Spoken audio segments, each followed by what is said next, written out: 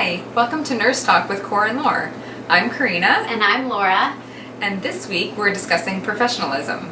Hopefully everyone had a chance to view the video that Laura had posted in this module.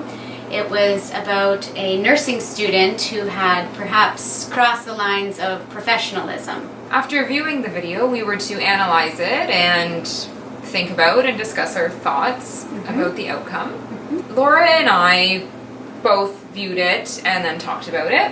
We had actually quite a discussion. We did. Yeah. We decided that we find that it's an unfortunate situation. We don't think that the student was intentionally trying to do something unprofessional. Yeah. More so probably excited about learning something new at school and wanted to share it. However, unfortunately, it wasn't well received by everyone. And with that, we can also understand why it was not well received. We do not think it was appropriate by any means to post something like that. No. Definitely poor judgment in that post.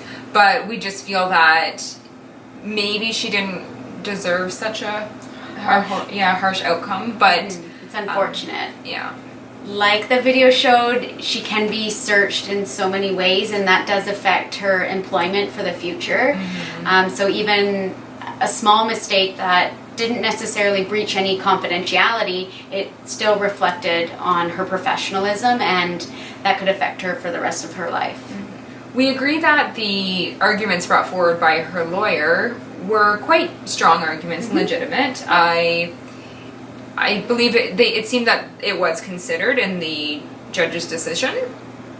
Perhaps after this, the school has been able to put maybe a new policy or procedure in place. It may have set a precedent for future cases, as I'm sure there has been incidents since and will likely in the future based on the way our society is.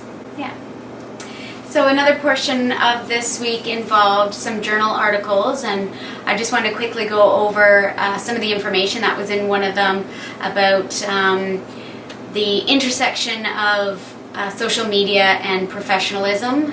This one in particular had to do with medical residents, and they looked into how much information they could find out about them online.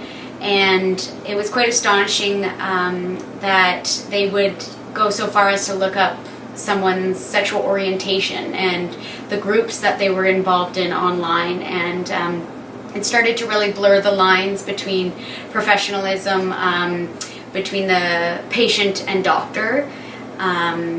Things like your sexual orientation would never be a topic you would discuss with your physician. So to be able to publicly find that information is really maybe painting a different type of picture of a physician than they want to portray.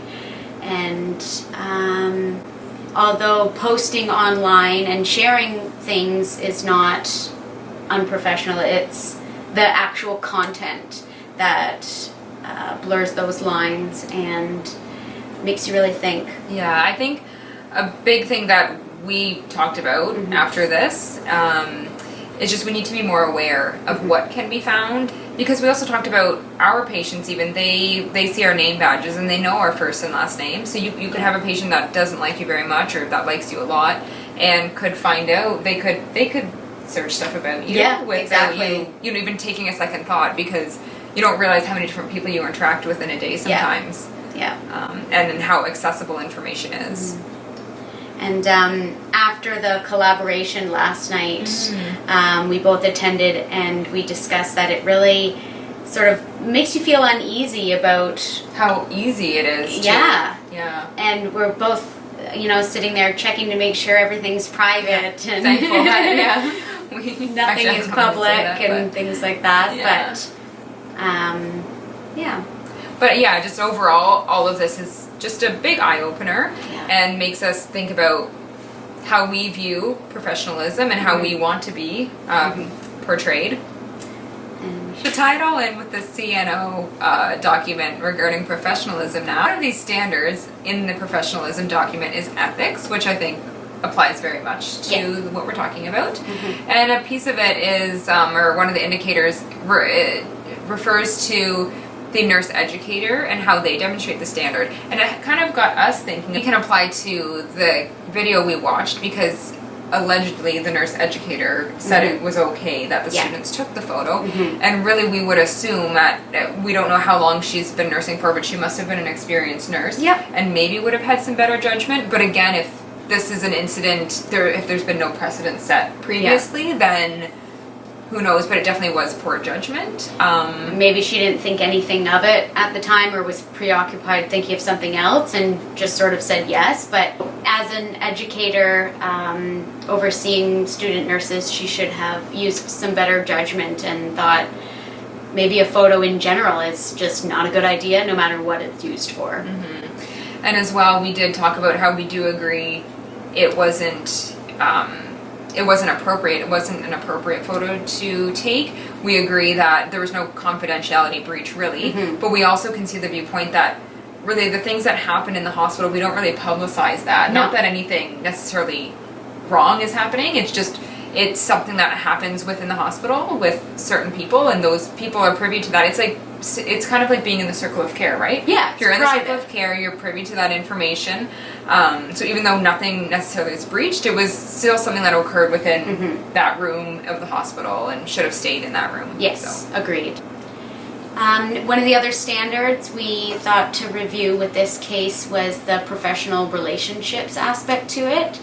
And of course, patients and family members are entrusting us with a lot of personal information, and we have to keep that secure and safe and private for them. And any breach of confidentiality or professionalism really is breaching that aspect of trust. And as nurses, there's always that expectation to always act with professionalism, just as you would your doctor, your dentist, a teacher, to always be acting professional in their role. Taking a picture with a placenta is maybe not the most professional action, unless it's for education purposes, which I don't believe it might have been. So overall, the discussion this week was definitely interesting. Yes. Definitely got us thinking. Yes. We can take a lot from this, and think about future practice and what is professional, what is not, how we want to be portrayed. All right, well, I guess that's all we have for this week. We hope that you enjoyed our discussion. And we'll see you again next week.